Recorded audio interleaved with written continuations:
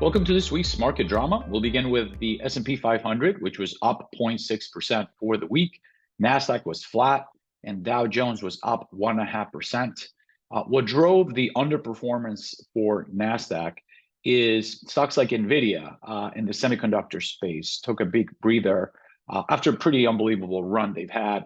NVIDIA briefly this past week actually became the largest market cap company here in the US.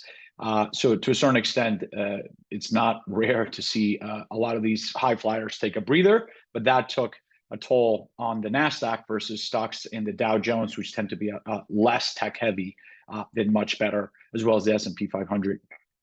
When it comes to economic data, we had retail sales numbers out here in the US. They increased only 0.1% in May, month over month.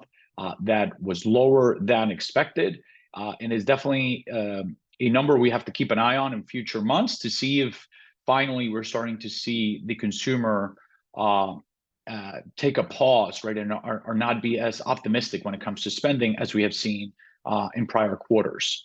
What is next? Next week, we have PCE inflation data as well as consumer confidence data. PCE inflation data will be a big one, as will either confirm or not the cooler than expected inflation we saw via CPI data just a couple of days back. That is it for this week. Stay tuned for next week.